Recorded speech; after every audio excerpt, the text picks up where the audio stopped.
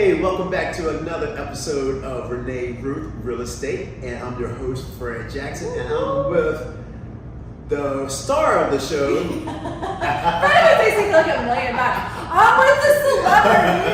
I'm with the real estate. Yeah. How you doing? Good, how you doing? Doing good. It's been a minute. It has. We've been so busy, and that we haven't had time to get in here to do our podcast. We haven't had time to get a lot of stuff done. So we're gonna start making. We were just talking before this podcast about making time. Making We time. were just we're gonna try to find a way to make 24 hours in a day like 28. Yeah. 30. I don't know where to figure that out. I don't know. We're figuring that out. Well, it's the summertime. It's hot. It's hot, and people are relocating. People are moving jobs, or having people to relocate to Virginia. So I just want to touch base with you to see how if you're getting those clients that are like, yeah, we need to look in Virginia, but how do you help sort that out when they're not here? Oh my gosh. So that's right, what you just said is, hey, we need to look in Virginia. Yeah, right. Yeah. So the whole.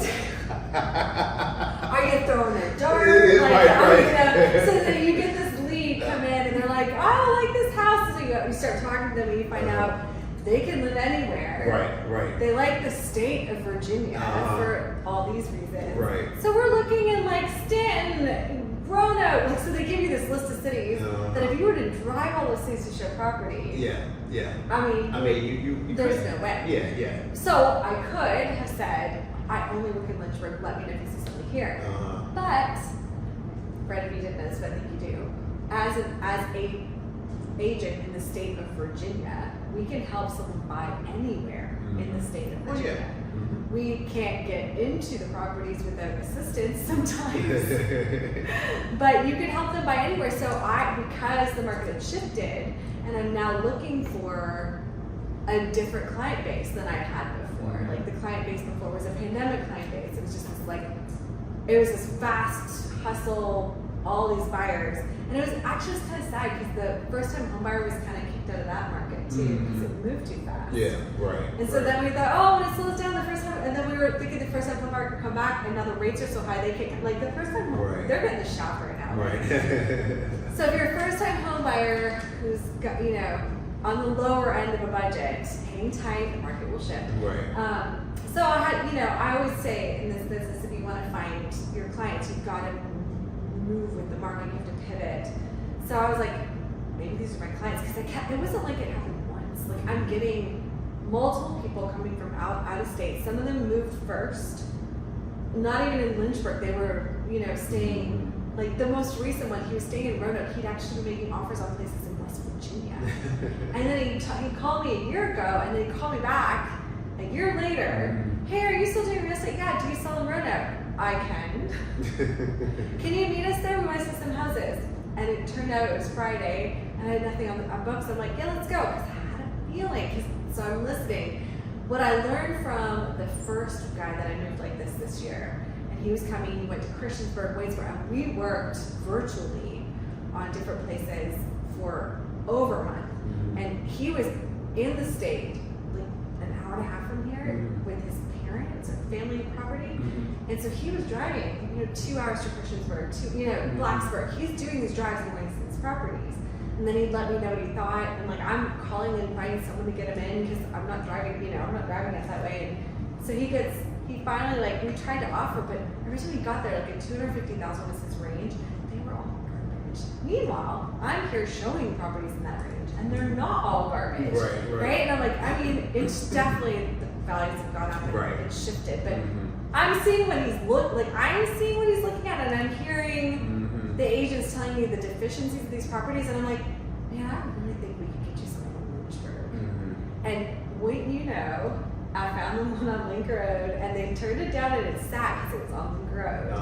And they finally, they drove over and saw it would be an offer, and that's where they live now. And so from talking to them, I realized we are still the cheapest market in terms of a city. Okay. In Lynchburg, we're cheaper than Roanoke. We're definitely cheaper than Jonesville. Mm-hmm. I was just in Roanoke when I was turning those kids on Friday. We are cheaper than Roanoke. Walking into a 250 townhouse there, yo. Oh man. Yes. I'm like, this is, yeah. And I had some conversations with some of the agents down there. I'm like, oof. So I said to these kids, I'm like, do me a favor. Will you just come to Lynchburg tomorrow? I said, and I sent them 4 properties. Okay.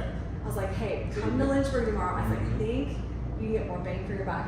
So they were going to go back to West Virginia instead. They got a place overnight in Lynchburg, so they came right after those showings. Mm-hmm. We went to 5 houses on Saturday. We offered on one.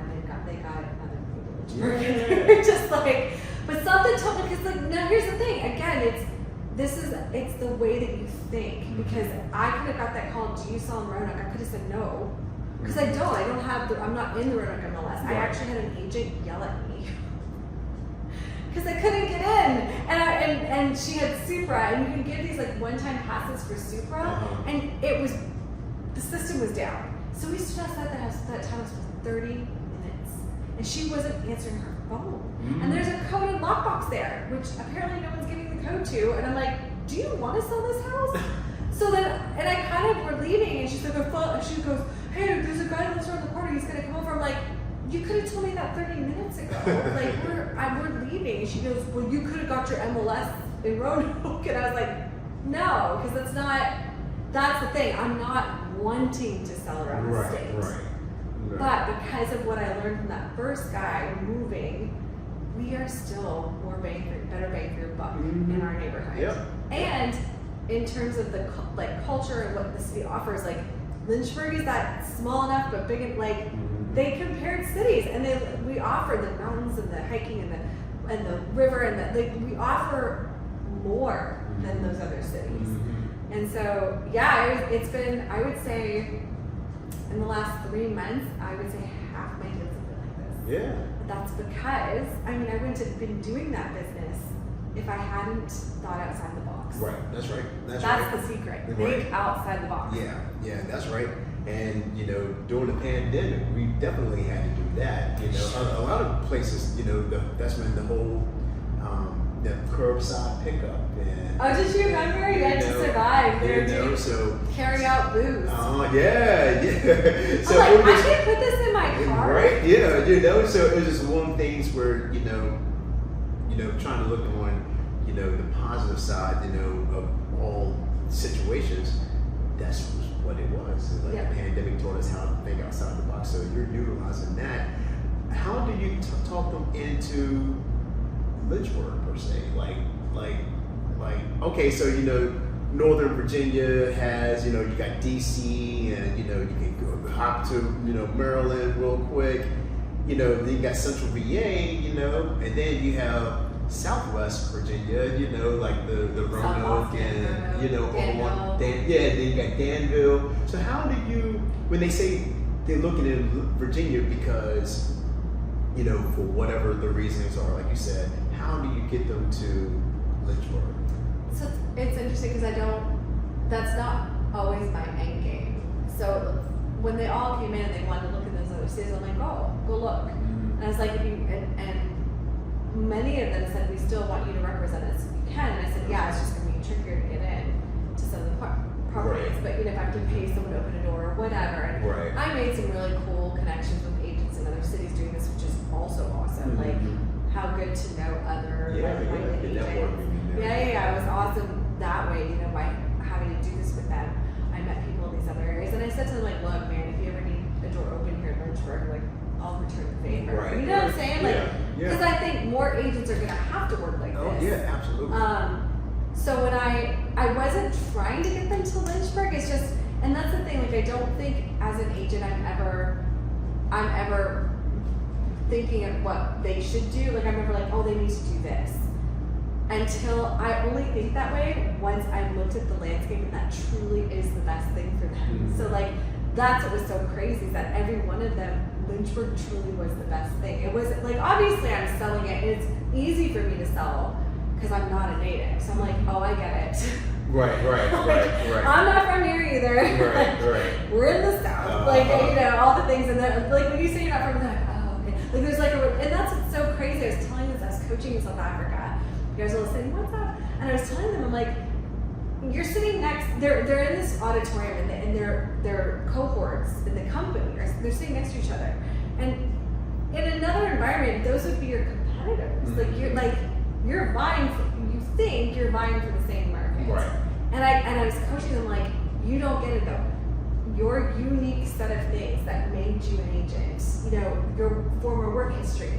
One of them was a hairstylist. I'm like, I can't relate to hairstylists. You can't. Guess what? You need a hairstylist, she'll go work with you. Oh, yeah. You know what I'm saying? Like, all these things that are so unique to you that make you you are the things that you're going to use to build and generate more of your business. Right. And so one of the things that's working for me is that I'm not from here. And when I make these edits, I was like, yeah, we're thinking about leaving Colorado, we're thinking about leaving New Jersey, like these places they're leaving from. Like, one of them was Northern Virginia. Like, we're literally in a neighborhood where we're so tight together, we're like sitting on top of each other. They come and find a subdivision house that people here would think is like stacked out. They're like, look how much yard we have. You know what I'm saying? It's compared to DC. Oh yeah. So it's just, every person has this unique story that's as unique as you are. And I was telling them in South Africa, I was like, if you want to do well in any market, you want to take each person that you work with and become like, you're essentially like their, I say best friend, but like in almost a therapy way, like, because there's usually major life change. Well, I moved from another state, it's just a major life change. Oh yeah. Oh, I had one girl coming from Colorado. She'd been there 20 years. Broke down in tears. If you're ever watching this, this is only said in love. She broke down in tears in the house, and I was like, "What's wrong?" I was like, "You don't have to buy it." And she's crying. She's like, "No, this is just so hard for me." She's like, "It's everything. It's leaving where I've spent 21 years, and it's starting over." Like, and I just looked at her. I was like, "Come here."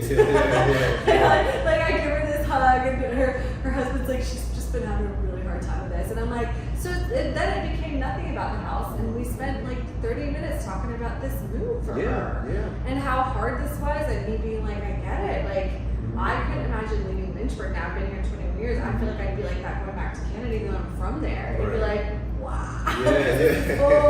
So that's like, it's not that it's Lynchburg. It's that when the Lynchburg makes the most sense, then you're selling them on how incredible, because this place really is very cool. Like, you're selling them on the really cool things that are here. And the fact that, and that's why the Nova people, they're living in a subdivision. He's like, no one's from here. Everyone in the subdivision is from somewhere else. Oh, yeah, absolutely. Lynchburg's this huge transplant space. Absolutely. Then you have people like Fred who are from like up the road. But fewer and far between. Right. So now let's, you got them in here, or you need to present the home. Or you just calling them up and saying, yeah, so the kitchen looks like this, or are you on the technology train and you're doing this virtual? This is so funny. Okay, so you're talking about if they can't physically come see it.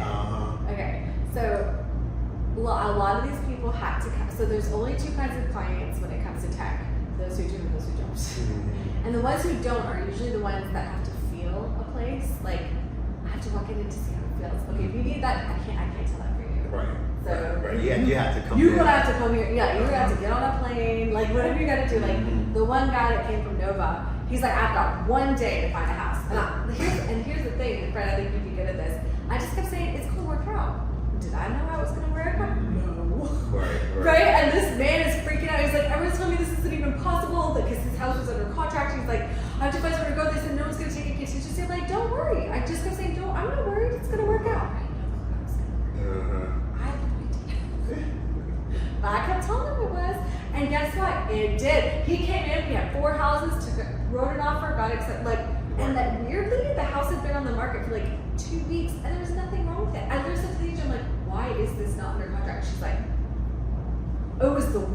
Hey, it was meant for. That's what I said. Like, I don't know if y'all Bible believing people, but the Lord was holding this house for you. Yeah, it was. So they had to come in, but the ones who don't, it's funny because the people that don't, not all of them are tech savvy. So like, I sent a video to another client, she could not figure out how to open it. She had to go to Verizon, and they're like, you can't do this because you have an Android. She has, and I'm like, yes, you can. So like there's the tech hurdle if they're not tech savvy, but most are. So the way that I do it is I treat the phone like they're with me, right? So it's all about how you have to remember that they're not with you, so they can't like look. So if you do this, you're like on a roller coaster, like everything's just flying, right? So it's kind of, you treat the camera like how would you want to have it filmed? So it's this like pan, right? This gradual, this is the front, so that they can look at the things because they're not here, right? So then when you walk in the door, like I walk in and I pan the space, and then when you walk,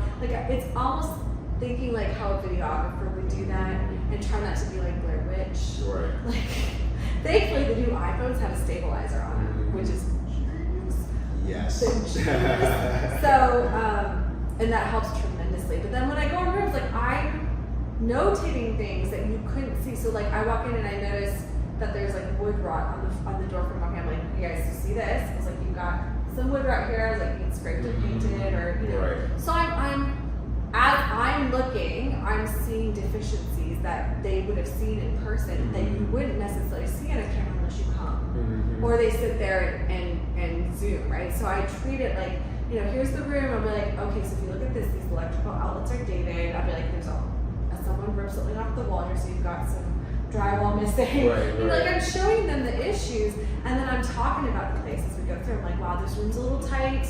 You know, check the measurements on to see the dimensions, and I'll be like, okay, so this HVAC looks old. I was like, I can't find the date on it. You know, I'm looking on the date for it. You know, but the water heater looks new. Like, you know, so and everybody, as I finish the whole walkthrough, so I usually break it up. Like I have to get in the house. So I film the exterior, get in the house, film the house, and then do the backyard. And I send it to them, and everyone that's come into town after they've seen the video, they're like, look just like the video. Because you know how sometimes pictures, when they take them, they make the house look, I don't know what they do with these photos. It's almost like what they do with their faces now on TikTok, where you can have like, everyone's got like perfect skin and it's a filter. It's like there's some sort of house filter. Like you look at the photos and then you walk in and you're like, not even the same. The same house. So the video is very true. It's very raw. It's unedited. So you see all the flaws that aren't being shown in these very glossy photos. That agents, stop with those fancy photos. You're doing no one any favors. Yeah. It's not like it's almost like, it's kind of like, you know, those dating apps, right? And the girls have these photos, and then you show up, and it doesn't even look like the photo. I mean, how upsetting is that? Right. House feels the same. Just the same. Stop it. Make the house look like the house looks. That's right. That's right. Don't make that room look bigger. Right. And then they come in and like, wow, this is so tiny. Right. No one's gonna think it's bigger because the photo's bigger. Yeah. No, I'm with buyers all day. No one thinks that. Yeah. Right. Never. So yeah, that's how I do it, and it's just, you know, it's really taking the care when you video and practice if you're not comfortable with videoing. Like, luckily, video from maybe because we're musicians, it's kind of a second nature thing artistically. That if that's not your thing, then you want to rehearse that, because there's a huge market. You know, if you don't know how to do that, you just lost leads. You just lost people you can't assist. Right. And it's a skill that's helpful. Get a good phone. It's a write-off. Brad did. Yeah. Because I did. I saw this video in front of I do need this phone. Absolutely. Yeah. So yeah, you gotta pivot, man, and this is one of the ways. Yeah. This is out of state Just stuff. staying on top of your game. Like I said, thinking outside the box, but that's a real good insight. And hopefully, you as an agent, you'll pick that up And use it. Yeah. And we'll be back for more. Yeah. Thank you all for joining us. See you next time. Cheers.